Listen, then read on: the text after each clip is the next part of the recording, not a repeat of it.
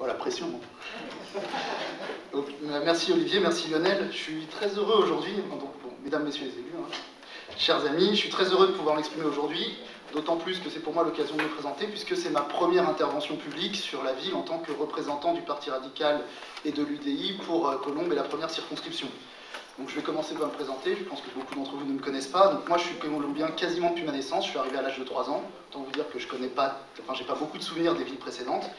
Donc ça fait un peu moins de 30 ans. J'ai vécu toute ma vie à Colombes, sauf une petite année où j'ai fait des études à l'école polytechnique en Suisse.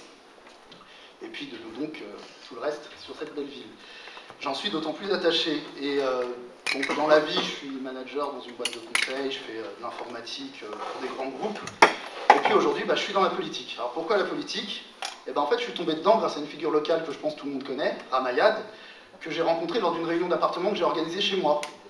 Et puis on a discuté, et là, elle m'a dit des mots assez simples. Elle m'a dit, écoute, soit on se plaint continuellement, soit on décide de se bouger et d'agir. Et à partir de là, je me suis engagé, et depuis, j'agis. J'agis pour cette ville de Colombes. Je l'ai rejoint d'abord dans son association, Agir pour Colombes, où je suis devenu trésorier, puis au Parti radical, qui à l'époque faisait encore partie de l'UMP. Mais en fait, j'ai jamais rejoint l'UMP. Alors pourquoi, bizarrement? Je m'y suis jamais résolu. Je pense que, comme ça, j'ai un peu copié un trait de caractère de Rama. J'ai voulu marquer une certaine indépendance d'esprit. Ça m'avait beaucoup plu chez elle, et puis je pense qu'inconsciemment, je suis resté comme ça sur le Parti radical. Et puis finalement, le Parti radical est sorti de l'UMP, et aujourd'hui, va lancer l'UDI. Mais alors pourquoi le Parti radical? Ça n'a pas été un choix par défaut, ça n'a pas seulement été un choix parce que Ramayad était au Parti radical. J'aimerais vous dire que le Parti radical, je l'ai choisi pour son patrimoine, pour son histoire et pour son âme. Le patrimoine du Parti radical, c'est la laïcité. C'est quand même le parti qui a inventé la laïcité, à laquelle je suis moi-même très attaché. C'est aussi le parti qui a créé l'école de la République telle que nous la connaissons aujourd'hui. C'est aussi le parti qui a permis une avancée majeure, puisque dans la commission de rédaction de la Déclaration universelle des droits de l'homme qui a été adoptée à l'ONU, les radicaux ont quand même été prépondérants. L'histoire du Parti radical aussi, c'est le plus vieux parti de France. C'est le parti qui est le fondateur de la République, la troisième en tout cas, qui porte l'héritage de grands politiques, Gambetta, Clémenceau ou encore les résistants, Jean Moulin, Pierre Mendès France. Justement, aujourd'hui, le Parti radical est présidé par Jean-Louis Borloo. Venons-en à aujourd'hui. Aujourd'hui, le Parti radical se lance dans une nouvelle aventure, puisque c'est le fer de lance d'une nouvelle organisation politique, sociale, modérée, de centre droit, l'UDI. Je dis que le Parti radical en est le fer de lance parce que l'UDI, pour la première fois, regroupe tous les partis du centre droit, ce qui n'était plus arrivé depuis l'UDF.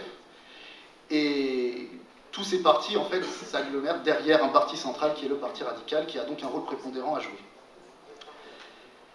J'en profite d'ailleurs pour tous vous inviter demain au congrès fondateur de l'UDI, à la Mutualité, qui commence à 10 h, en présence bien sûr de Jean-Louis Borloo, son fondateur, et de Ramayad, qui est présidente de la commission des investitures. Un congrès pour l'avenir. Et l'avenir, justement, parlons-en, on est là pour ça aujourd'hui, et celui de Colombes tout particulièrement. L'avenir de Colombes n'est pas rose, du moins, on l'espère, ne sera pas rose politiquement. D'ailleurs, le rose politique a mené la ville à la faillite, il mènera notre pays aussi, vous verrez. Cependant, il faut proposer une alternative. Pour ce faire, moi j'aimerais qu'on commence par se questionner, faire un bilan de soi-même. Qu'avons-nous fait ces dernières années dans cette ville pour aider les habitants? C'est vrai, nous étions dans l'opposition, nous n'avions pas d'argent, pas de bureau, pas de fonctionnaires, mais est-ce qu'on a eu des idées? Est-ce qu'on a eu la créativité nécessaire pour essayer quand même d'aider nos concitoyens? Moi, j'ai l'impression, dans mon expérience politique locale, que ces dernières années se résument un petit peu à des coups bas, des petites phrases, des menaces, parfois des réconciliations, souvent de façade. Donc avant de parler d'union, j'aimerais parler idées. Et surtout rappeler que, pour moi, la politique est un sacerdoce au service de l'ensemble des citoyens, et non au service de soi et de son ego.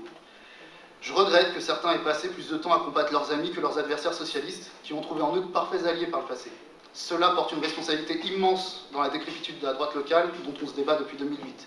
Ceux-là, à défaut de pouvoir gagner, ont toujours voulu faire perdre les autres, préférant une victoire de la gauche à celle de sa famille politique.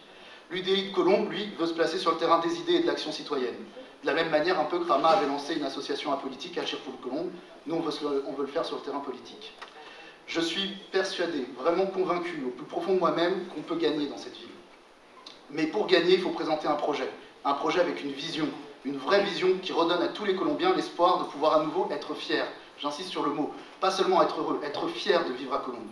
C'est ce que je veux. Que ce soit la fierté d'avoir une ville sportive, que ce soit la fierté de réussir une mixité où on peut vivre ensemble et bien vivre ensemble.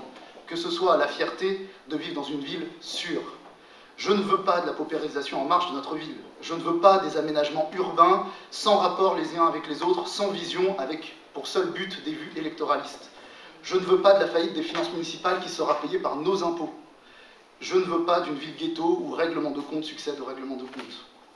D'ailleurs, j'appelle tous ceux qui veulent éviter tout ça et nous aider à construire cette vision à rejoindre, s'ils le souhaitent, le Parti radical et de fait l'UDI. La double adhésion est automatique.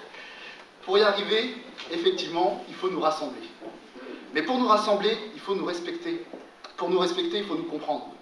Pour nous comprendre, il faut se parler. Et quoi de mieux que de parler projet, parler idées, pour mieux préparer l'avenir de la ville?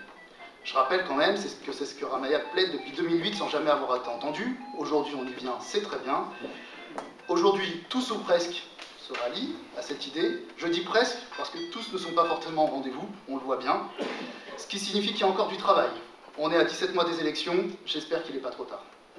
Mais je ne pense pas que rassembler signifie unité, fusion, par exemple sur une même liste. Je préfère être clair et transparent dès le début, je conçois la politique comme ça. Je pense que nous devons apporter nos visions bâties sur nos diversités, au sein de valeurs qui restent communes, et c'est très important, les valeurs de la droite et du centre, pour nous permettre de bâtir la meilleure équipe pour notre ville pour demain. Je crois que nous pouvons d'ores et déjà nous entendre, par exemple, sur les modalités d'un futur mariage entre des listes, parce que ce mariage, si on veut gagner, il sera indispensable au second tour. Et si nous le préparons, nous pourrons faire une campagne pleine d'idées, une campagne pleine de propositions, une campagne pleine de respect. C'est avec cette attitude respectueuse des citoyens, qui bannit les égos surdimensionnés, que nous gagnerons demain, j'en ai la conviction. Je vous remercie.